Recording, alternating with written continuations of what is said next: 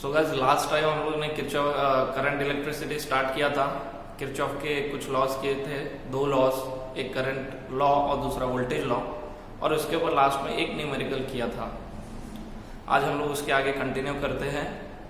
व्हीटस्टोन्स bridge देखेंगे, metre bridge देखेंगे और केल्विन्स मेथड, ये तीन टॉपिक्स आज कंटिन्यू करने जा रहे हैं हम लोग। उसके पहले थोड़ा सा याद कर लेना कि लास्ट टाइम प्रीरिक्विजिट्स में हम लोग ने क्या किया था, और किरचॉफ के दोनों लॉ यानी फर्स्ट लॉ और सेकंड लॉ वो भी देख लेना।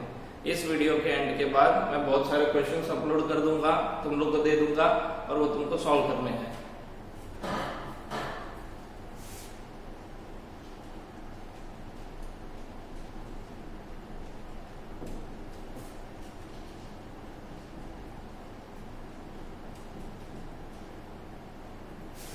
तो किरचॉफ ने 1842 में अपने दोनों लॉज दे दिए, फर्स्ट लॉ सेकंड लॉ। और वो फर्स्ट लॉ और सेकंड लॉ था क्या, तो करंट कि किस ब्रांच में से कितना करंट जा रहा है, किस ब्रांच में कितना पोटेंशियल डिफरेंस है, ये सब फाइंड करने के लिए दिए थे हम लोग। और डायरेक्शंस क्या है, magnitude as well as direction. तो आज व्हीटस्टोन, इसमें हम लोग क्या देखना है, मतलब क्या इसमें क्या हम लोग फाइंड आउट करने वाले हैं। ये 1843 में ब्रिटिश साइंटिस्ट व्हीटस्टोन, इनने एक ब्रिज नेटवर्क बना के दिया, जिसके थ्रू हम लोग चाहे तो एक अननोन रेजिस्टेंस फाइंड कर सकते थे। अब उनने दिया कैसा, ये देखो क्या था, इसमें 4 ब्रांचेस थे।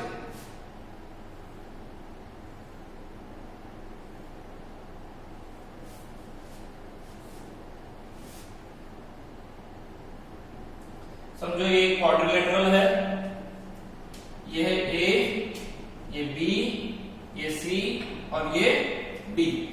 आई होप दिख रहा होगा सबको।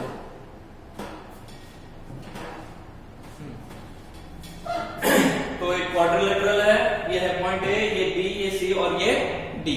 देखो अब इसमें क्या था, यहां पे एक रेजिस्टेंस, ये R1, यहां पे एक रेजिस्टेंस, ये R2, यहां पे एक रेजिस्टेंस, ये R3 और यहां पे एक रेजिस्टेंस R4। तो ये quadrilateral 4 points ABCD, 4 resistances R1, R2, R3 and R4। इसको कनेक्ट किया,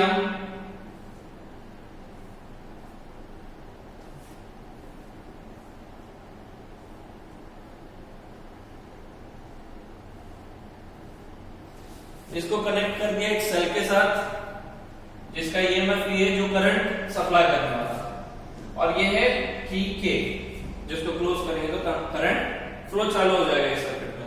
अब देखो ये पॉइंट है B, ये पॉइंट है D।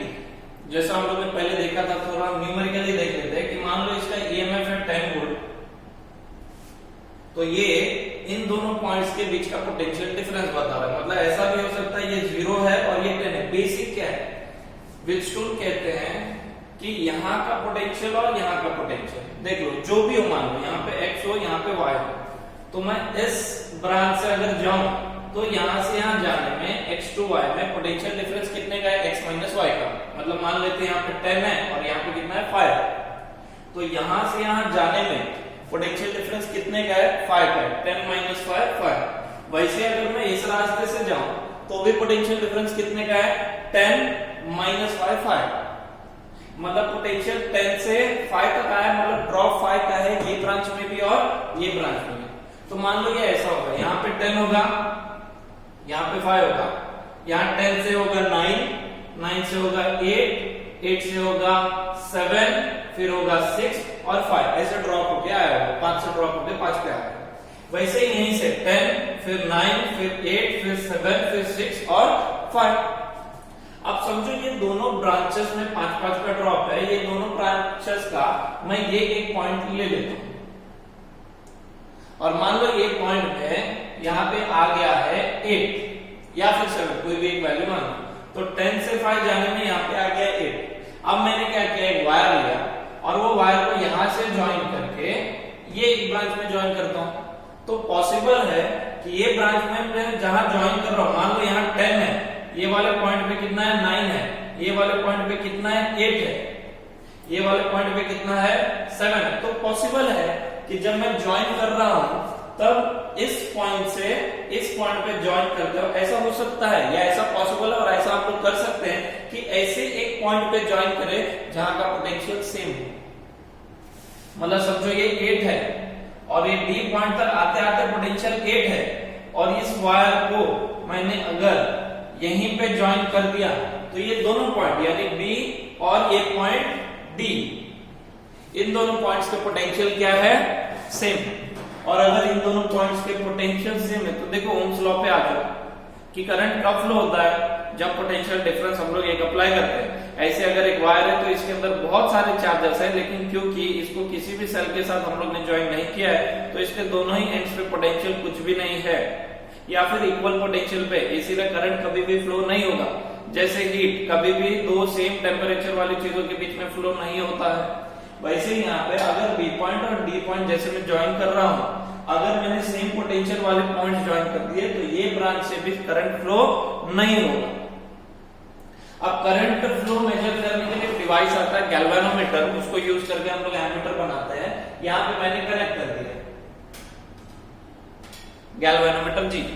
कोई भी डिवाइस जिसमें वॉइस है उसमें रेजिस्टेंस है या फिर जो खुद के थ्रू अलाउ कर रहा है करंट पास होने को उसमें रेजिस्टेंस तो होता है। तो जैसे गैल्वेनोमीटर है इसमें भी रेजिस्टेंस है, ठीक है। तो जैसे यहाँ पे मैंने नाम दिया इसका रेजिस्टेंस R1, इसका रेजिस्टेंस R2, ये रेजिस्टेंस R3, ये रेजिस्टेंस R4, ऐसे इसके रेजिस्टेंस को भी नाम दे देता हूं मैं R3। यहां से करंट निकलेगा I, करंट यहां से यहां ट्रैवल किया, करंट यहां से यहां ट्रैवल किया, वही करंट यहां पे आया I।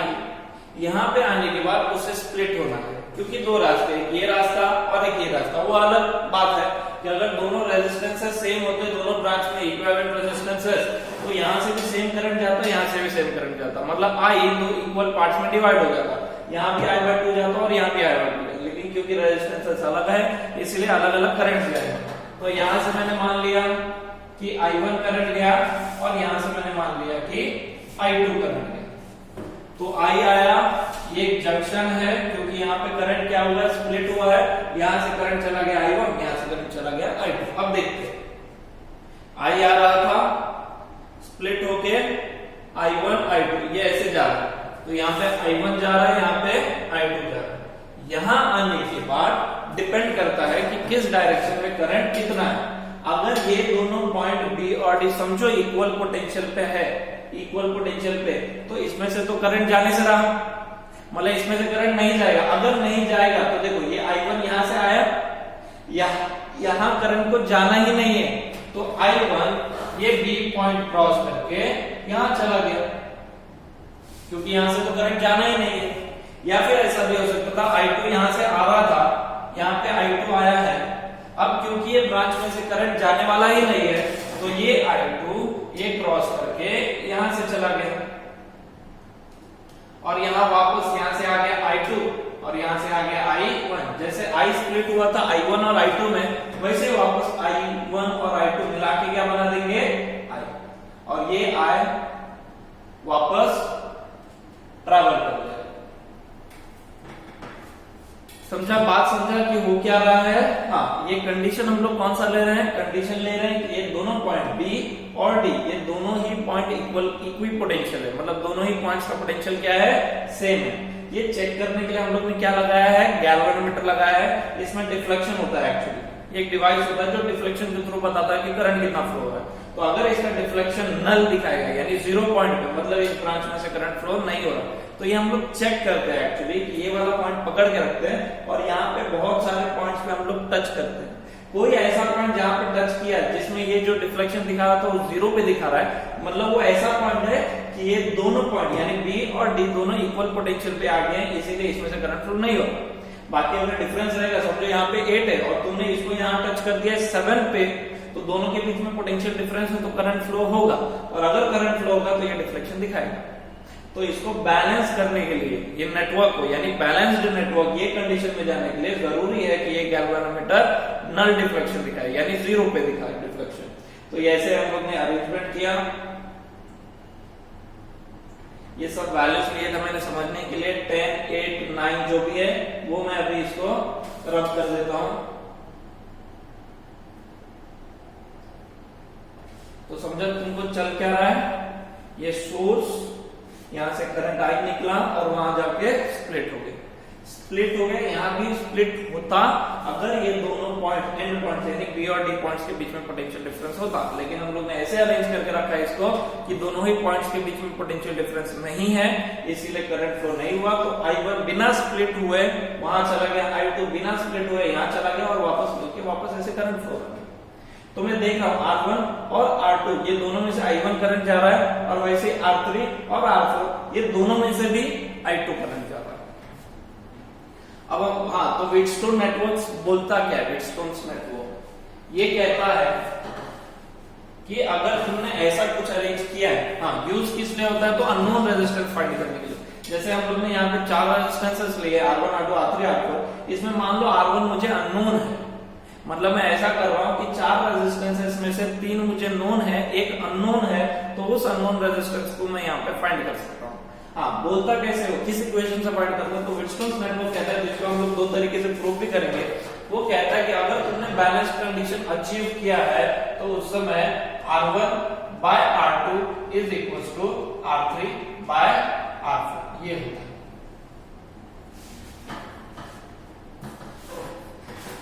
दिख रहा है? तो अगर हम लोग ने ऐसा किया है तो R1 by R2 will be equal to R3 by R4 ऐसा होगा अगर हम लोग ने बैलेंस कंडीशन अचीव किया है। तो इस इक्वेशन को मैं दो तरीके से अभी प्रूफ करके दिखाता हूं, लेकिन समझ जाओ कि व्हीटस्टोन नेटवर्क क्या कह रहा है। और अगर इस इक्वेशन में जैसे 4 क्वांटिटीज है, इसमें से 3 तुक्का अननोन रहेगा, जैसे ये 2 है, ये 3 है, ये 4 है, तो ये वाला भी कैलकुलेट करके आ जाएगा। तो व्हीटस्टोन नेटवर्क का यूज क्यों करते हैं हम लोग, अननोन रेजिस्टेंस फाइंड करने के लिए। व्हीटस्टोन प्रिंसिपल क्या है, ये वाला equation R1 by R2 is equal to R3 by R1, मतलब in a quadrilateral type of network where 4 resistances are connected accordingly and a galvanometer is connected between any two diagonally opposite points of equipotential, then the 4 resistances follows this equation, यानी R1 by R2 will be equal to R3। इसको ऐसा भी लिख सकता हूं मैं, देखो ये R3 यहां चला जाएगा और ये R2 यहां चला जाएगा, तो ऐसे भी लिखा जा सकता है ना कि R1 by R3 will be equals to R2 by R4। कैसे भी मतलब R1 by R2 will be equals to R3 by R4, या फिर R1 by R2 will be equals to R1 by R3 will be equals to R2 by R4। जैसे याद करना है याद करो, कोई बहुत बड़ी बात नहीं है, लेकिन इसके ऊपर 3-4 प्रॉब्लम्स मैं देने वाला हूं, वो बताएगा कि तुम्हारा अंडरस्टैंडिंग क्या है, कितना समझे तुम। अब ये नेटवर्क दिख रहा है, इसके बाद मीटोस ब्रिज भी है, लेकिन इस इक्वेशन को पहले प्रूव कर लेते हैं। और मीटोस ब्रिज क्या है, तो इसका जस्ट एक मॉडिफिकेशन है। देखो 2 तरीके हैं इसको प्रूव करने के।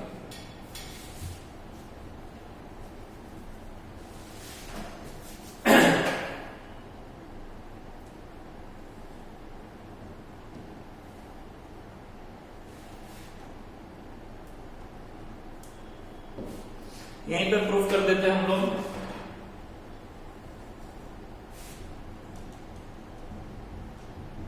प्रूफ 1,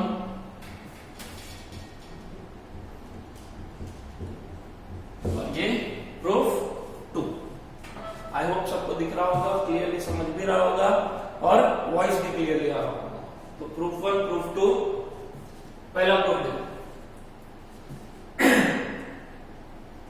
कि हम लोग किरचॉफ के वो दोनों लॉस का यूज कर सकते हैं, यानी किरचॉफ फर्स्ट लॉ और किरचॉफ सेकंड लॉ। देखो by using Kirchhoff's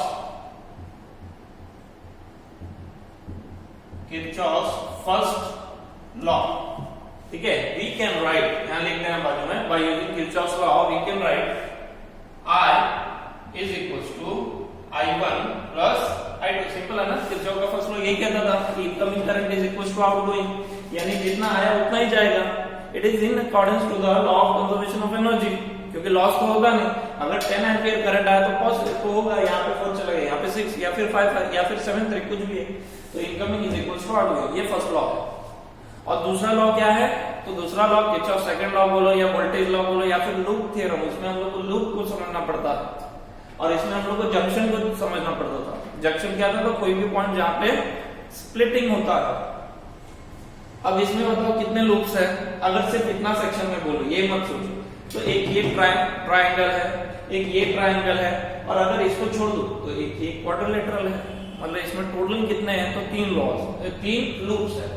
यहाँ पे देखो, यहां से आया है, यहां से भी गया है, और यहां से जो करंट अगर फ्लो होगा उसको मैं बोलता हूं IG, मतलब current flowing through galvanometer, IG है कितना वो, क्योंकि ये कंडीशन है इक्विपोटेंशियल पॉइंट्स का, तो IG इज इक्वल टू क्या है, IG इज इक्वल टू 0, मतलब अभी फिलहाल उसमें से कोई भी करंट नहीं जा रहा है। और अगर जाता, ये भी समझ लो, और अगर जाता तो हम लोग इसको कैसा लिख पाते हैं कि मान लो यहां से आया I1 और यहां से आया I2, ठीक है, यहां से आया I1, यहां से आया I2, और मान लो I1 I2 से बड़ा है, तो क्या होगा, तो I1 यहां से चला जाएगा, I1 का कुछ पार्ट, तो यहां से समझो मैंने भेज दिया I3 और यहां से चला जाएगा I1 माइनस I3। या फिर अगर कहते हो यहां से यहां तक आया क्या, I1, और I1 में से IG यहां चला गया, तो आगे कितना जाएगा, I1 माइनस IG। जैसे यहाँ पे 6 एम्पियर आ रहा था, 1 एम्पियर यहां से चला गया, तो यहाँ कितना जाएगा, 5 एम्पियर, सिंपल है। तो यहां से अगर I1 आ रहा था और IG चला गया, तो यहाँ कितना जाएगा, I1 माइनस IG। अगर वैसा कंडीशन है जिसमें यहाँ से करंट फ्लो हो रहा है, तो उस कंडीशन में हम लोग वैसा लिखेंगे, मतलब इस ब्रांच में से जाएगा I1 माइनस IG, और फिर वापस किरचॉफ के दोनों लॉज लगा के, जो कि हम लोग ने प्रीवियस लेक्चर वीडियोस में देखा है कि लॉज लगा के हम लोग सब फाइंड कर सकते हैं कि I कितना है, I1 कितना है, IG कितना है, I2 कितना है। अभी फिलहाल तो ये बहुत ही इजी कंडीशन है हमारे लिए कि IG 0 है, क्योंकि हम लोग ने इक्विपोटेंशियल ये कंडीशन अचीव करके रखा है। अब किरचॉफ का फर्स्ट और सेकंड लॉ याद, ठीक है, कर तो लिया। साइन कन्वेंशन याद करो, तो साइन कन्वेंशन में क्या है, पहला किरचॉफ के फर्स्ट लॉ का साइन कन्वेंशन क्या था, incoming current to be treated positive और outgoing current to be treated negative. दूसरा किरचॉफ के सेकंड लॉ में थोड़ा साइन कन्वेंशंस का ये था, हाँ, कि जहां पे कंफ्यूजन क्रिएट हो सकता था, लेकिन मुझे नहीं लगता कि हमको होना चाहिए, हम लोग ने बेटर समझा क्या। पहला ये पोटेंशियल डिफरेंसेस और ईएमएफ्स की बात आती है। पोटेंशियल डिफरेंस V क्या है, I इंटू R, हाँ, पॉजिटिव कब लेना है, नेगेटिव कब लेना है। अगर मैं ट्रैवल कर रहा हूं, मैंने जैसे बोला loop A B C D A, मतलब जब मैं A से B जा रहा हूं, फिर B से C, फिर C से D और फिर D से, जब मैं A से B गया, अगर मैं करंट के डायरेक्शन में ही जा रहा हूं, मतलब मैं A से B जब जा रहा था तो करंट के डायरेक्शन में ही था, तो उस समय पोटेंशियल डिफरेंस को हम लोग को लेना है नेगेटिव।